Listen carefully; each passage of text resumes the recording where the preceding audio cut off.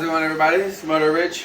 So I still need your help getting some more subscriptions and more views out there just so I can get in the YouTube algorithm. So if you could just like and subscribe to my channel so I can get out there, get the algorithm done so that I can, or get into the algorithm so that I can get more views and get more widespread. I really still like to do a lot of fun stuff with the channel, and I really can't do that until I get into the search menus and stuff. So today I'm going to be doing a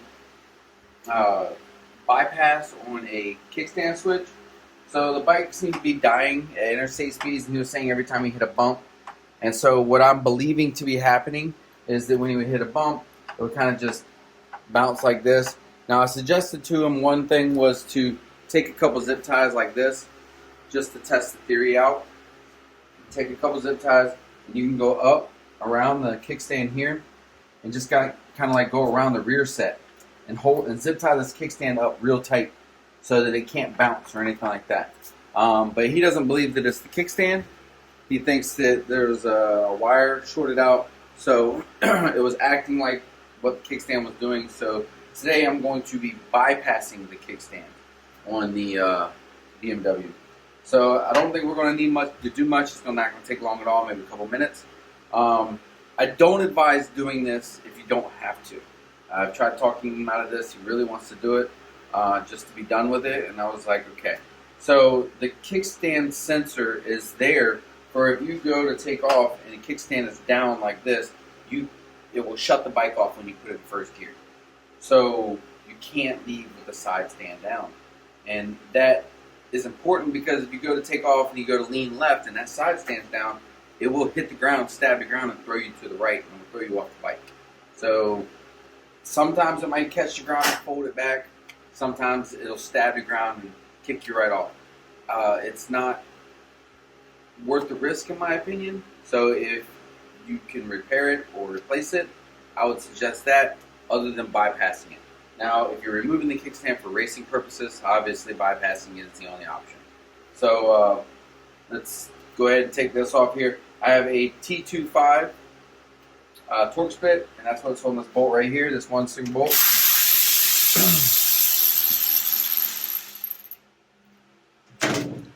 I'm going to pull this back, and this is our kickstand sensor. Okay, and you see there is a little tab here. I'm not sure, but it's looking a little loose. Well, that's extremely loose. So, I mean, this could be part of the problem. So this is how it works.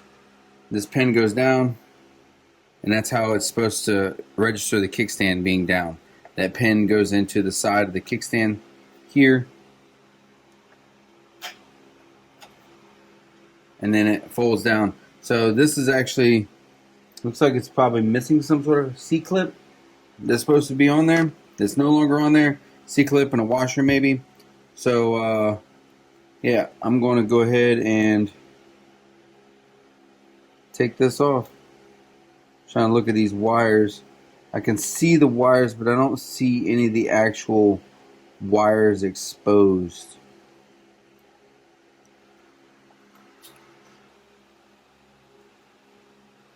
Alright, so removing the kickstand switch, we would be jumping the brown and the white wire. So I don't know if this might be a problem here at the switch. With the switch was kind of iffy because it got this broken tab here, and it wasn't really held on. There's no C-clip or washer here, which I'm sure there's supposed to be. But you're going to be putting the brown and the white wire together, which are the two top wires here at the switch. At the harness inside of the bike, which is underneath of the tank, it is the two outside wires, the brown and white. So if you want to just take it off here, we could take this, you can clip these wires, twist them together, and that should bypass the kickstand switch without actually going under the tank. I'm going to go ahead and go under the tank and go ahead and bypass it in that way.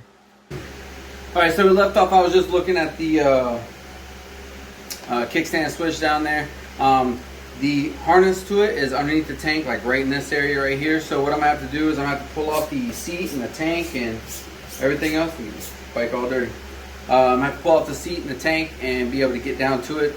So you have two 22.5 or two T25 Allen's back here.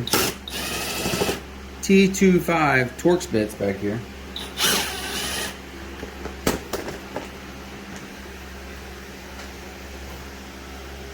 On each side you have 1, 2, 3, 4, and then you have the one in the front. So I'm gonna go ahead and knock these out. So you should have 9 total bolts.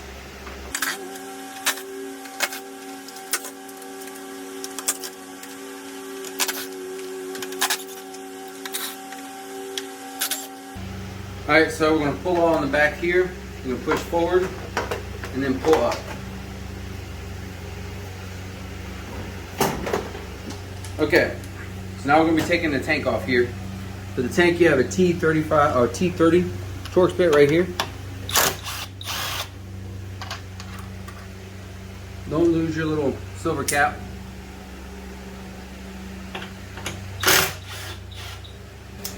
And we have a 10 mil in the back here.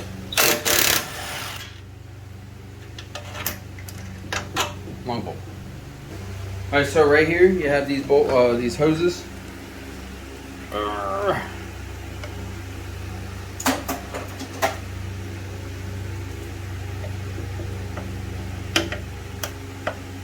A little twist there.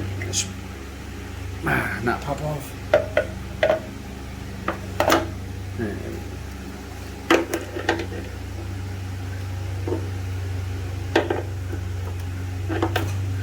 Just like that. You pick up on the back, you slide the tank back. Alright. Now, normally I would go ahead and disconnect everything, pull the tank out, but we're only going to be underneath here for a second. And so this right here is your kickstand switch. Okay, so like that. That was very brittle. Supposedly you're supposed to push down on it to get them off. So you push down on it and it's supposed to come off, but I broke the tab off. It's old and brittle. On the side here you have the little press to release. Okay. Alright.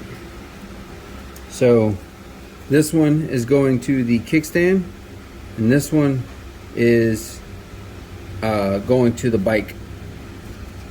So what we're looking to jump is this wire and that wire, but on this harness. So I pulled it out the side here. I just unplugged it and pulled it through the side so you can get a better view. I'm gonna go ahead and cut this here. I didn't cut it down bottom because I wanted to be able to eliminate any broken wires in line that could be causing the problem. So I'm gonna strip this back here and here, and then we're pretty much just going to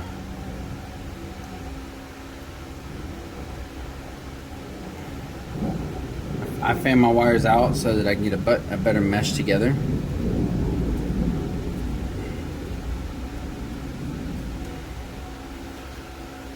I got a small piece of heat shrink here. I'm gonna slide this right over the end all the way down so it gets a good hold and the wires aren't sticking out.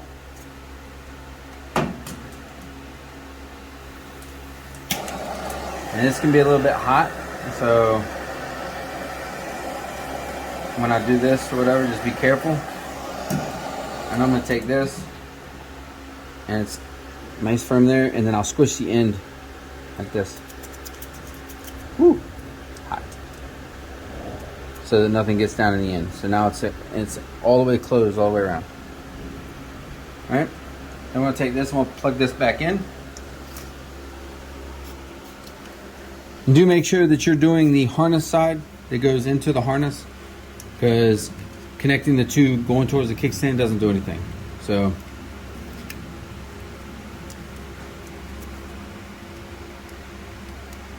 you have a little tab here, it gets lined up with the tab here,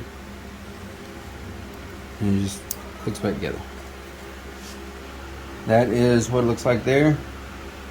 They do have ones online that you can buy that's just that harness, and it's just a wire that bridges between the two, but that's just as good. So just going to put it back together the way we took it apart. Tank, you have to kind of like start it at the top here and then let the back like rotate down in.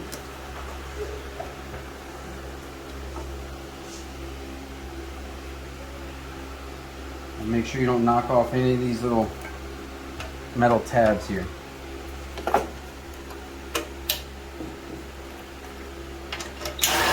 Oh, shit. Don't forget your little hat bushing there.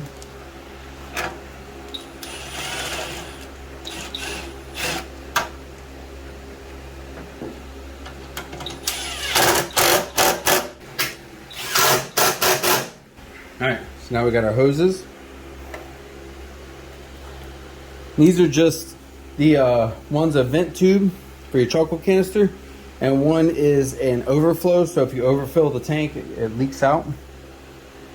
There's a weep hole in the top of the cap here. Allows water, extra fuel that goes over the brim to leak down and out of the bottom of the bike. So if you don't hook these back up, the bike will start fine. You won't even know it, and you may be dripping gas, like right here if you overfill the tank or something like that. Or you might get gas fumes from the tank, from the vent tube. Alright, so installing this here, you get these little hooks on the side here, and they hook into the side of the tank. So you're going to set the little hooks, the little loops in front of the hooks, and you slide them back. And then up here in the front, you're going to line up that bolt hole, get it down. And when it's right, these should not pull away.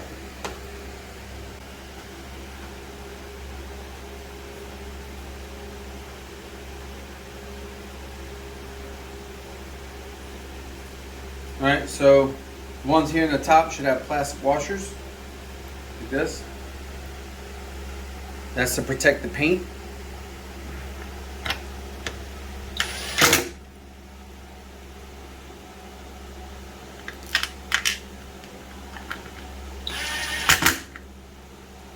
The one in the front is really long.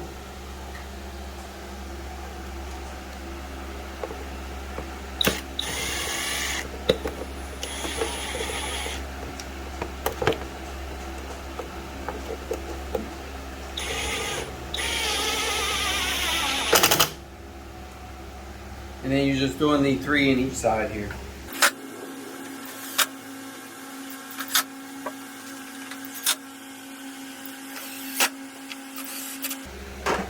Put the seat in the front, slide it forward. Make sure you don't cross thread these.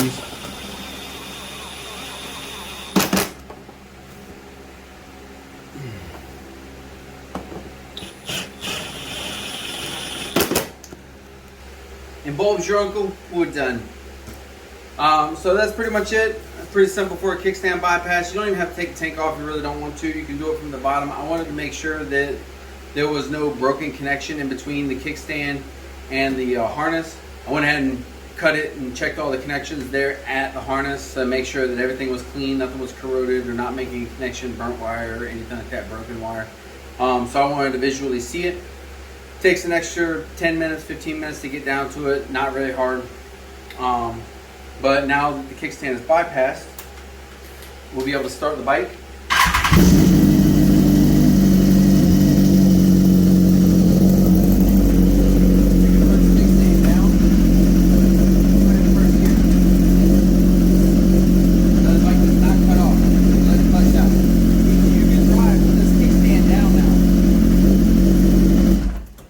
So that's just showing that you can drive with this kickstand down now, which means that if for any reason you forget the kickstand, which happens to a lot of people, and you go to take off, you can stab this kickstand into the ground and throw yourself off the bike.